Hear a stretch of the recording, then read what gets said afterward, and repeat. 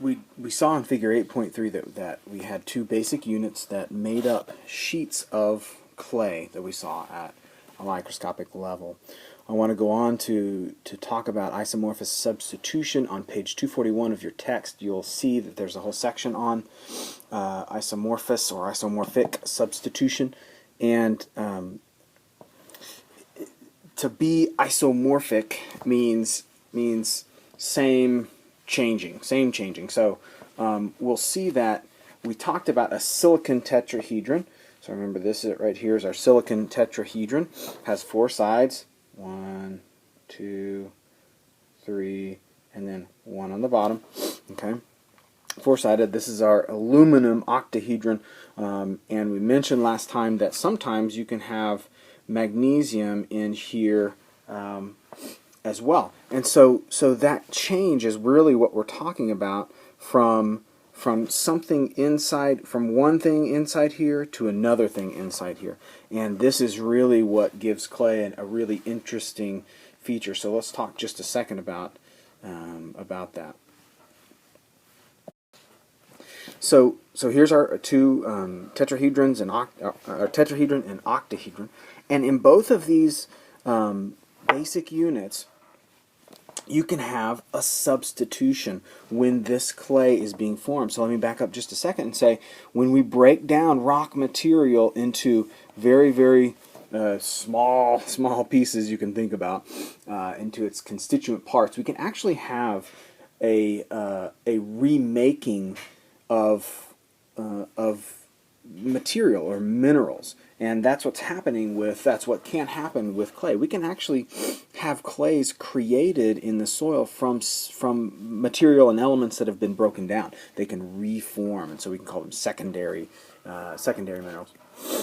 So that's what clays are sometimes reformed minerals from those really broken down constituent parts. When we're making these, when these layers and sheets of clay are made, you can actually have substitution. So normally we have silicon in this tetrahedron, like we saw on the last slide. Only now we see that aluminum is inside that tetrahedron. When we have this substitution instead of silicon, so silicon doesn't get to go in and make this tetrahedron, all of a sudden aluminum substitutes every so often for silicon. Well, aluminum is only 3 plus. Okay, silicon was 4 plus. So when silicon was here, all four of these oxygens were satisfied with the oxygens are negatively charged. All four of them were satisfied with these four positive charges. Everybody was happy. Now when we put aluminum in there, all of a sudden we have three positive charges, but we have 4 negative charges. Okay, these oxygens have a negative charge to them. So all of a sudden that means that 3 of these are okay, or we can think about them as being satisfied. Okay, don't need any more charge there, and one of them is not. One of them doesn't have a positive charge to match up with it. So all of a sudden, this tetrahedron takes on a negative charge. Okay, now it's not insanely negative. It won't, it's not a huge negative charge, right? But it's negative nonetheless. The same thing can happen with our octahedrons. We normally have aluminum inside here, but sometimes we have magnesium that comes in here instead of aluminum when these sheets are being formed in the soil. What that does, again, we have 3 charges that are fulfilling the needs of these oxygens, okay, a little bit of the needs of these oxygens, and you saw sometimes that we share those as well. But now we only have 2. So again, we have this net negative charge here that's not being satisfied by whatever is in the middle. Now, the whole sheet isn't like this, because if the whole sheet were like this, it wouldn't be able to hold together very well. There's a reason why silicon is in here for tetrahedrons and aluminum is in here for octahedrons. That's how it holds together fairly well. If we don't have that, if we substituted every single aluminum for, magnesium for aluminum and every single aluminum for silicon over here, the structure probably wouldn't hold together. The sheet wouldn't hold together because it's not exactly what these structures need in terms of charges. But every now and again, it happens. And that is the basis for this idea that we can say that clay is negatively charged. Okay? Negatively charged. Why? Well, because every once in a while, this happens. This substitution, isomorphic substitution happens. These things, these structures can remain as they are with a substitution of a different element in there than normal. Okay.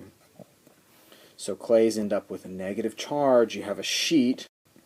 So here's our tetrahedral sheet, and you can imagine that sometimes we might have a change in this tetrahedral sheet. So this one right here might have a negative charge. Maybe this one over here has a slightly negative charge. And so overall, this whole sheet overall will have a little bit of a negative charge. The same thing can happen with our octahedral sheet. We can have this one over here have a substitution. Maybe this one here has a substitution. And so again, our overall charge is negative. Okay? So that is isomorphic substitution, and this is why all this matters to us, because all of a sudden this clay, these sheets of clay and the little micrograph that we saw of clay, all of a sudden that has a negative charge. And what we know is that there's positively charged things that are floating around in the soil that we would like to keep around in the soil. And so those positively charged ions can attach to these clay colloids, and that's what makes them so special, more special than silt, more special than sand, is that these can hold positively charged ions in the soil. Let's say potassium. That's a positively charged ion in the soil, and that is actually a plant nutrient that can be attached to the soil, and it can come off the soil. Let's say calcium, Ca, and it has two positive charges. That can be attached to the soil. And so the soil, the colloids especially, can act like a reservoir for these nutrients. A reservoir, an attractant, a bucket we can put these nutrients on, or like a big Velcro thing we can put these nutrients on to hold them for later on when a plant might need them. We'll talk more about this, and you'll read more about this as you go on in this chapter.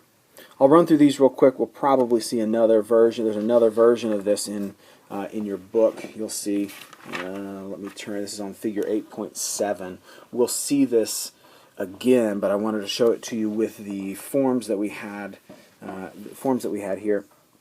This is kaolinite, and you can see in Figure 8.7 as well. There's a kaolinite, your very first one. The CEC, so now we have a thing called CEC, cation exchange capacity.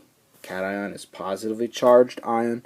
Exchange is going onto and coming off of the clay particle.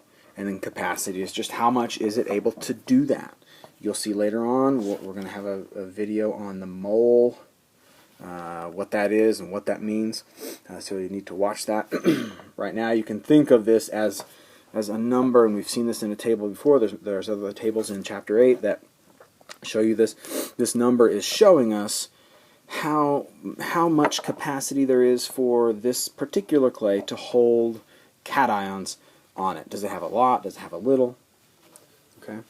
The other thing to see here is that we can call these particular kinds of clays, a 1-to-1 clay or a 2-to-1 clay. This is actually 1-to-1. It has one tetrahedral and one octahedral sheet.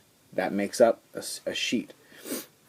We also have another one here, one tetrahedral, one octahedral sheet here, and these are attached together. You can see here, and they're pretty tightly attached together.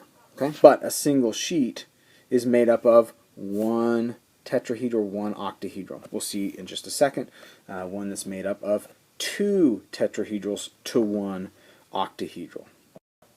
Here's montmorillonite. Montmorillonite is what we call an expanding clay. So you saw that picture from the montmorillonite in Wyoming, and we mine this as bentonite, is what it's called commonly here. So this one is a 2-to-1 clay. So we have two tetrahedrals, two of those, and one octahedral. Okay, so 2-to-1 clay. It's expanding, so we can fit this. We can fit a bunch of water here in the middle, and that makes it swell. Or if we don't have a lot of water, it dries out. It will shrink.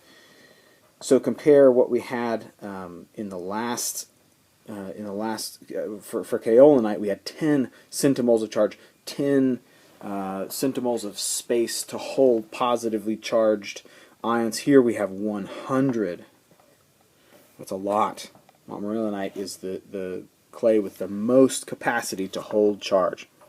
You'll see this in figure 8.7 if you're looking at that, if you have your book open as well. This is also called smectite. That's the other name for it. So we're looking at the same sort of thing here. Smectite is the second one on figure 8.7. Okay, so that's montmorillonite, expanding clay, 2-to-1 clay, high CEC. Here we have illite, and in figure 8.7 you'll see this as what they call fine-grained mica, non-expanding, the fourth one over from the left-hand side. Again, we have a 2-to-1 clay, and you can see, okay, there's a tetrahedral, there's an octahedral, there's a tetrahedral. So 2 tetrahedrals, 1 octahedral, 2-to-1 sheets. Okay, so that's illite. We have this what we call interlayer potassium that's kind of binding these two sheets together. And incidentally, when this starts to break down, so let's say we're weathering this illite, you'll have a release of potassium, and that's good for plant growth because potassium is a nutrient for plant growth.